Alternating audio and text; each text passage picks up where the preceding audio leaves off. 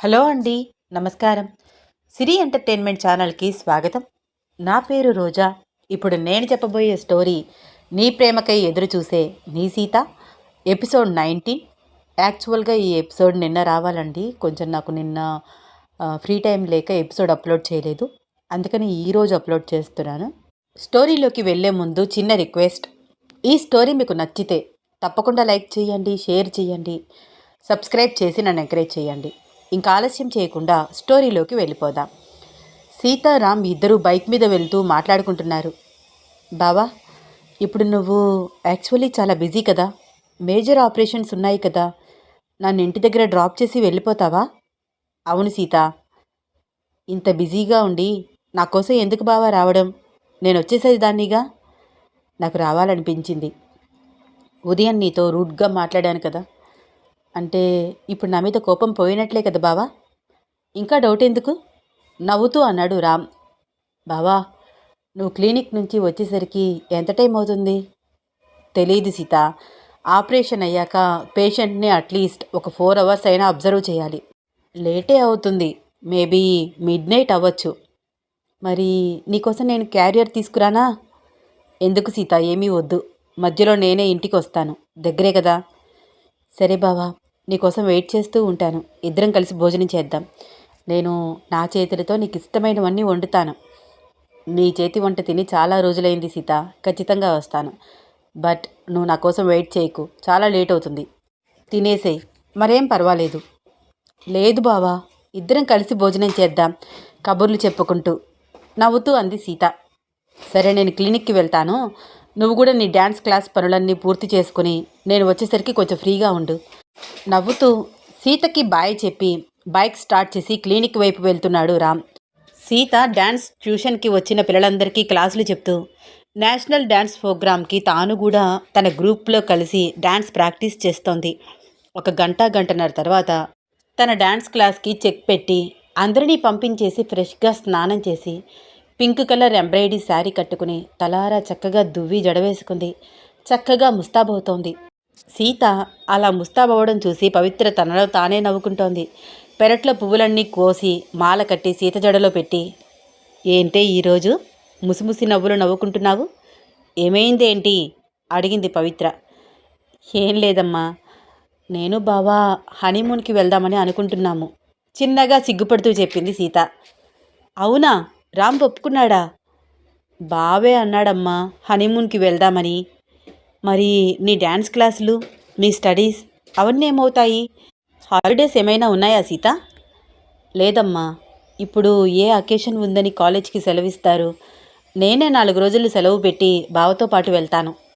సరే సరే సీత, మనం రేపు మాట్లాడుకుందాం. ఇక్కడే 7 అయిపోయింది టైం. మీ బావ క్లినిక్ నుంచి వచ్చేస్తాడేమో, త్వరగా వెళ్ళు. అసలే వంట కూడా చేయాలన్నావు. అవునమ్మా, నువ్వు కూడా అక్కడికి వచ్చేయకూడదు భోజనానికి? అరే లేదు సీత, దీపం పెట్టుకోవాలి. నువ్వు వెళ్ళు, నేను ఉదయం వస్తానులే. ఇదిగో ఈ కూరలన్నీ మన పెరట్లో పండాయి, తీసుకువెళ్ళు అంటూ ఒక బుట్టలో కూరలన్నీ వేసిచ్చింది పవిత్ర. సరే అమ్మ, వెళ్ళొస్తాను అంటూ వెళ్తున్న సీత వైపు చూసి కళ్ళల్లో సన్నటి కన్నీటి దార వస్తోంది. పెళ్ళవడంతోనే పెద్దరికం వచ్చేస్తుందనుకుంటే పిల్లలకి సీతలో ఎంత మార్పు! అమ్మా, నువ్వు కూడా మా ఇంటికి రాకూడదు అని మాట్లాడుతోంది. వెళ్ళొస్తాను అని చెప్తోంది. తన ఇల్లు అయిపోయింది అప్పుడే, తన అత్తవారి ఇల్లు అనుకుంటూ సీత వైపు చూస్తూ ఉండిపోయింది పవిత్ర. సీత వస్తూనే వంటింట్లోకి వెళ్ళి అరుంధతి వంట చేస్తూ ఉండడం గమనించి, అయ్యో అత్తయ్య, ఏం చేస్తున్నారు? నేను మీకు ఆల్రెడీ ఫోన్ చేసి చెప్పాను కదా వంట నేను చేస్తానని. అది కాదే, టైం చూడు, 7 దాటిపోతోంది. నువ్వు ఇంకా మీ ఇంటి నుంచి రాలేదు. అందుకనే ఈలోపు నేను వంట చేద్దాం అనుకుంటున్నాను అంది అరుంధతి. ఇంకా బావ రావడానికి 1:30 టైం ఉంది కదత్తయ్య. ఇంటి దగ్గర పిల్లలకి ట్యూషన్ కంప్లీట్ అయ్యేసరికి ఈ టైం అయింది. మీరు కూడా అడ్డు తప్పుకోండి, నేను వంట చేస్తాను అంటూ అరుంధతిని పక్కన కూర్చోపెట్టి తానే వంట చేస్తోంది సీత. ఏం చేస్తున్నావు సీత? క్యారెట్ రైస్ అత్తయ్య, ఆయనకి చాలా ఇష్టం. మాట్లాడుతూనే సన్నగా క్యారెట్ తరిగి చక్కగా క్యారెట్ రైస్ చేస్తోంది సీత. సీత చేతి వంట గుమ్మగుమ్మలు ఇల్లంతా. కుర్మా, రైస్ అన్నీ ప్రిపేర్ చేసింది. రామ్ కోసం వెయిట్ చేస్తూ వాకిట్లో అటు ఇటు తిరుగుతోంది. ఆయన రాగానే భోజనం చేసి కాసేపు రిలాక్స్ అవుతారేమో. ఆయన రూమ్ క్లీన్ చేస్తే బాగుంటుంది కదా. అనుకుంటూ గబగబా స్టెప్స్ ఎక్కి రామ్ రూమ్లోకి వెళ్ళింది. బెడ్షీట్స్, పిల్లో కవర్స్ అన్నీ కొత్తవి వేసి నీట్గా రూమ్ అంతా సర్దుతోంది. షెల్ఫ్లో బుక్స్ అన్నీ చిందరవందరగా ఉన్నాయి. అన్నీ వరుసగా చక్కగా సర్దుతోంది. అప్పుడు సీత కంటికి కనిపించింది రామ్ డైరీ. చాలాసార్లు రామ్ రాస్తూ కనిపించాడు సీతకి. ఏంటి బావా, ఏం రాస్తున్నావు అని అడిగితే చాలు, పర్సనల్ డైరీ సీత అని చెప్పేవాడు. సీతకి అదంతా ఒక్కసారి గుర్తుకు వచ్చింది. అవును, ఈ బుక్ అదే కదా, బావా పర్సనల్ డైరీ. నవ్వుతూ అక్కడే పెట్టేసి వెళ్ళిపోతోంది. వెళ్తూ వెళ్తూ ఒక్క నిమిషం ఆగింది. ఇప్పుడు నాకు బావకి మధ్య పర్సనల్స్ ఏముంటాయి? ఇప్పుడు మేమిద్దరం భార్యాభర్తలం. ఆయన డైరీ నేనెందుకు చదవకూడదు అనుకుంటూ ఓపెన్ చేసింది. సరస్వతి చెట్టాకు ఎండిపోయి ఫస్ట్ పేజీలో పెట్టి ఉంది. బావ ఇప్పటికీ ఇలా పుస్తకాలలో ఆకులు పెట్టుకుంటున్నాడా? నేను చిన్నప్పుడెప్పుడో పెట్టేదాన్ని. నెమలి కన్నులు కూడా పెట్టేవాళ్ళు చాలామంది. వాటిని చూస్తుంటే సీతకి చిన్ననాటి జ్ఞాపకాలు గుర్తుకు వస్తున్నాయి. ఇంకొక పేజీ ఓపెన్ చేసి చూసింది. అక్కడ డేట్ అబ్జర్వ్ చేసింది. వాట్ అంటే ఈ డైరీ సరిగ్గా 2 years బ్యాక్ది.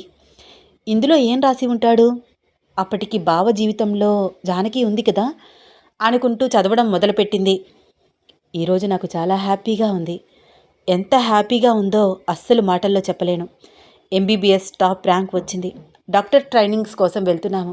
నారదపురం పేరే చాలా కొత్తగా విచిత్రంగా అనిపిస్తోంది కదా. ఈ 1 year డాక్టర్ ట్రైనింగ్ సక్సెస్ఫుల్గా కంప్లీట్ అయితే నా కల నెరవేరినట్లే. I'm also MBBS doctor Ramachandra. మా ఫ్రెండ్స్ అందరూ ఎవరి బ్యాచెస్కి వాళ్ళు వెళ్ళిపోయారు. నేను కూడా నారదపురం వచ్చేశాను. చిన్న పల్లెటూరు, కల్మషం లేని మనుషులు. దండాలు బాబయ్యా అంటూ విచిత్రంగా పలకరిస్తున్నారు. సూది మందు వద్దు బాబోయ్ అంటూ ఒక అవ్వ చేసిన గోల భలే ఫన్నీగా అనిపించింది. ఇంకా ఇలాంటి పల్లెటూర్లు కూడా ఉన్నాయా అని నాకు ఆశ్చర్యంగా అనిపిస్తోంది చూస్తుంటే.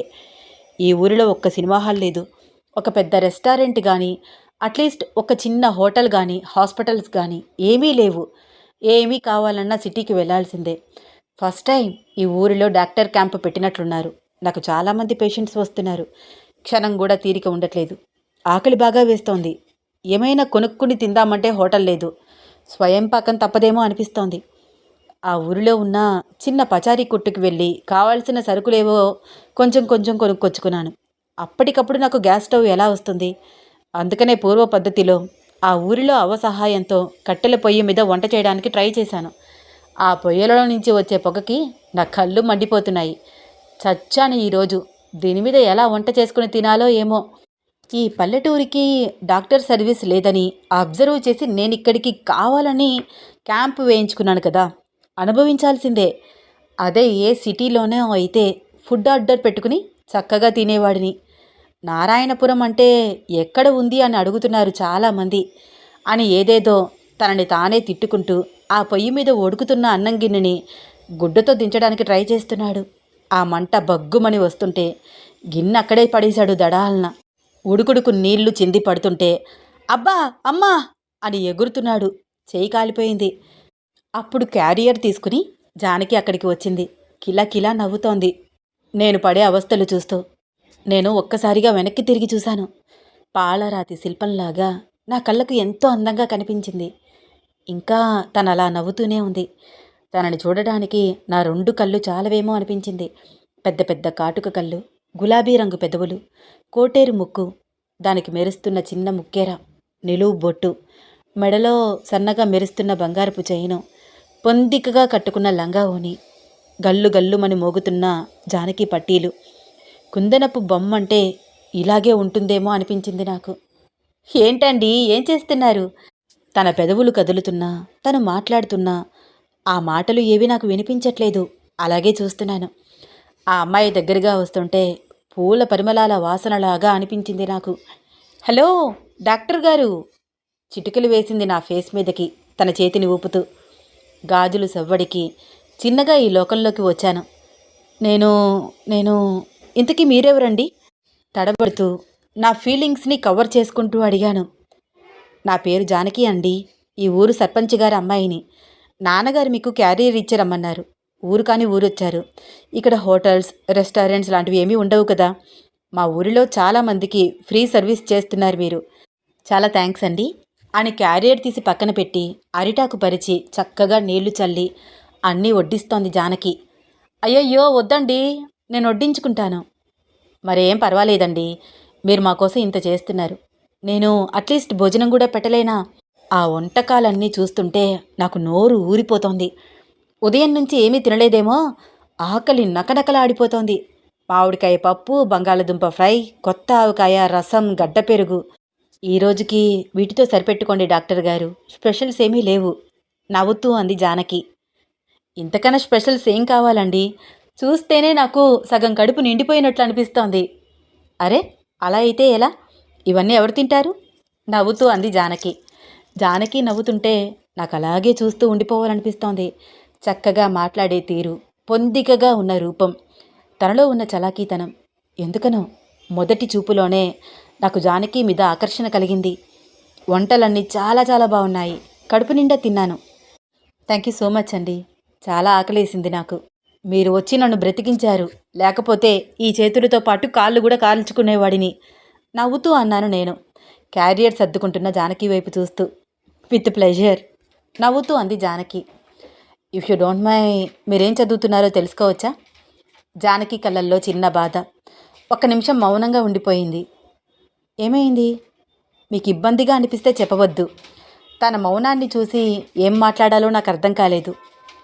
అయ్యో అలాంటిదేమీ లేదండి, నేను ఇంటర్ సెకండ్ ఇయర్తోనే నా చదువు ఆపేశాను. అయ్యో అవునా? ఎందుకని?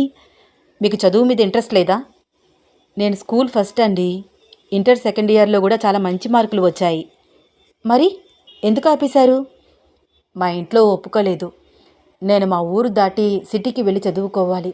మా అమ్మా నాన్నకి నేను ఒక్కదాన్నే కూతురిని, సిటీకి పంపించి చదివించాలంటే వాళ్ళకి భయం. వాళ్ళ మాటకి ఎదురు చెప్పి బాధ పెట్టలేను. తన బాధని మనసులోనే దాచుకుని నవ్వుతూ మాట్లాడుతున్నట్లు అనిపించింది నాకు. సరే డాక్టర్ గారు, మీరు సాయంత్రం మా ఇంటికి వచ్చేయండి. మా నాన్నగారు అమ్మగారు మీకు మరీ మరీ చెప్పమన్నారు, మీకు అక్కడే భోజనం అంటూ నవ్వుతూ వెళ్ళిపోయింది. వెళ్తూ వెళ్తూ నా మనసును కూడా తీసుకుని వెళ్ళిపోతున్నట్లు అనిపించింది నాకు. గుమ్మం దాటి వెళ్తూ తన వాలు జడని ఒక్కసారిగా వెనక్కి అంది స్పీడ్గా. జడ తలుపుకి దడాలన తగులుతుంటే అది నా మనసుకే తగులుతున్నట్లు అనిపించింది. ఎంత పెద్ద జడ! బాపుగారి సినిమాల్లో హీరోయిన్లాగా అనిపించింది నాకు ఆ అమ్మాయి. సందు చివరి వరకు అలా చూస్తూనే ఉన్నాను.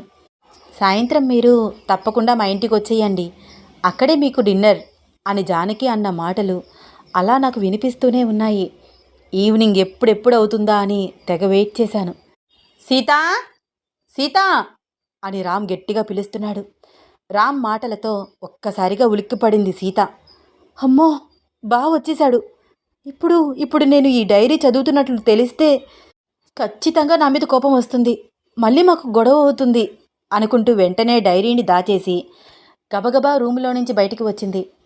సీత 2-3 సార్లు పిలిచినా కిందకి రాకపోవడంతో రామ్ స్పీడ్గా స్టెప్స్ ఎక్కి పైకి వెళ్ళాడు. అప్పటికే సీత చాలా కంగారుగా రూమ్లో నుంచి బయటికి వస్తూ చూసుకోకుండా రామ్ని గుద్దేసింది. రామ్ని ఒక్కసారిగా గుద్దుకుని కింద పడిపోబోతున్న సీత నడుం చుట్టూ చెయ్యి వేసి గట్టిగా పట్టుకున్నాడు రామ్. ఏయ్ పడిపోతావు, జాగ్రత్త! ఎందుకంత కంగారు? ఎందుకు పరిగెడుతున్నావు? సీత ఫేస్లో కంగారు స్పష్టంగా కనిపిస్తోంది. అది అది అదేం లేదు బావా. ఏం లేదంటున్నావు? ఒళ్ళంతా చెమటలు పట్టేశాయి. రూమ్లో ఏం చేస్తున్నావు అడిగాడు రామ్. కంగారేం లేదు బావా, నువ్వు వచ్చావు కదా, గబగబా రావడంలో అలా కంగారుగా కనిపిస్తున్నాను. ఇందాకటి నుంచి పిలుస్తున్నాను, మాట్లాడవేంటి? ఏం లేదు బావా, పద వెళ్దాం. నీకోసం నేను క్యారెట్ రైస్ కుర్మా చేశాను, వేడి వేడిగా ఉన్నాయి, కలిసి తిందామని వెయిట్ చేస్తున్నాను. అవునా? బాగా టైర్డ్ అయిపోయాను సీత, స్నానం చేసి వస్తాను. రూమ్ అంతా చక్కగా సర్ది ఉండడం చూసి, వావ్ సీత, ఇంత అందంగా నా రూమ్ని మార్చినందుకు చాలా థ్యాంక్స్.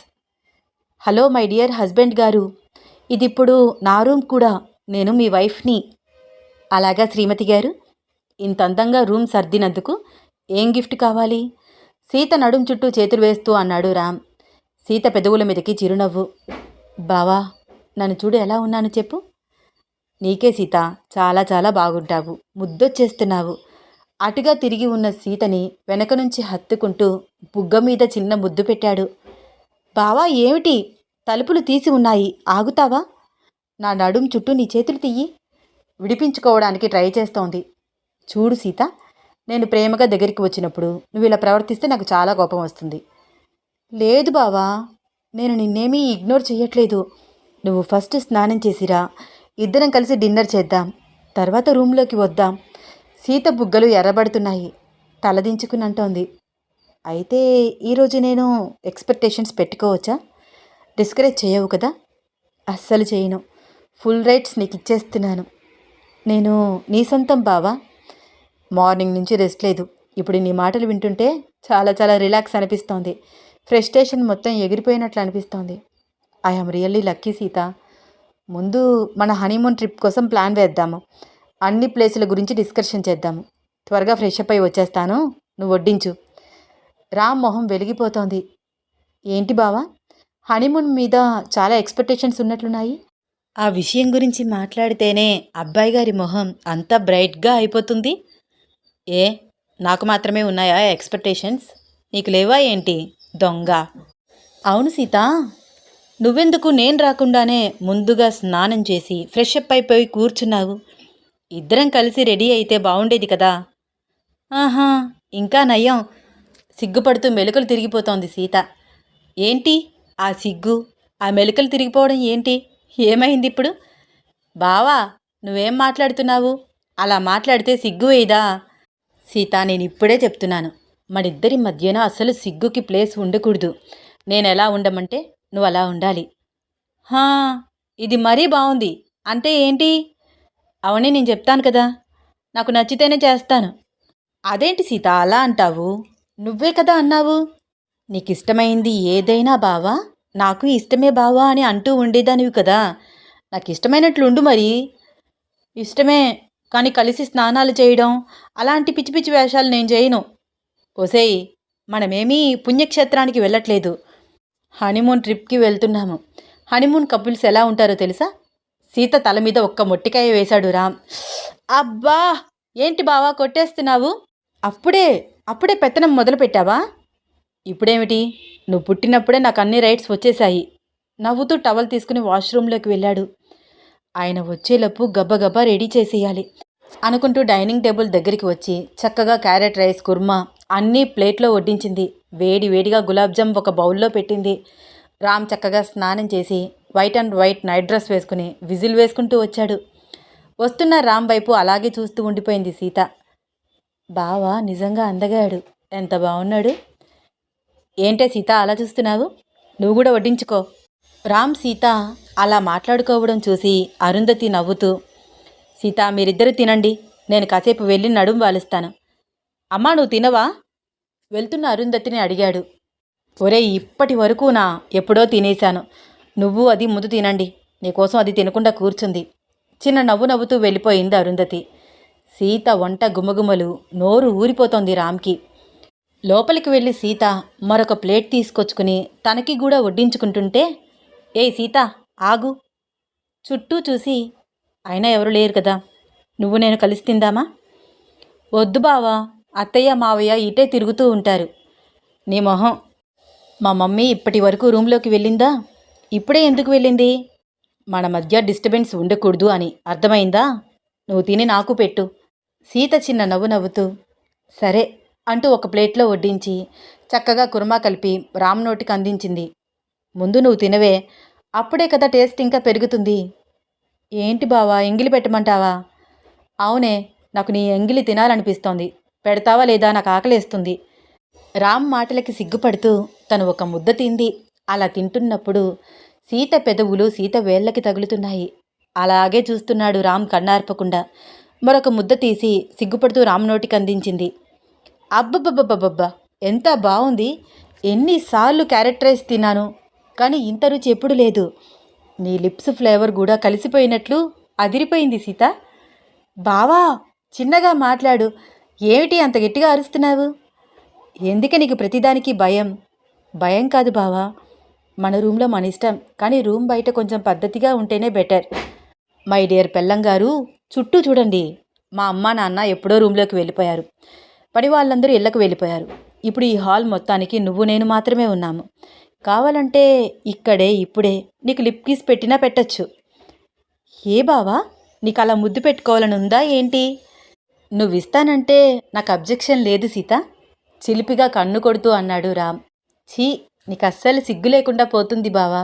రూమ్లోకి వెళ్ళే వరకు వెయిట్ చేయి, ఇక్కడ వద్దు, తర్వాత నీ ఇష్టం చిన్నగా అంది సీత ముద్దలు కలిపి తినిపిస్తూ. రామ్ సీత వేళ్ళు కూడా మధ్య మధ్యలో రుచి చూస్తూ సీత వైపు అలాగే చూస్తూ, సీత, రూమ్లోకి వెళ్ళాక ఖచ్చితంగా ముద్దివ్వాలి. రామ్ మాటలు వింటుంటే సీత పెదవులు అదురుతున్నాయి, బుగ్గలెర్రబడుతున్నాయి. ఈ స్టోరీలో నెక్స్ట్ ఏమవుతుంది తెలుసుకోవాలని ఉందా?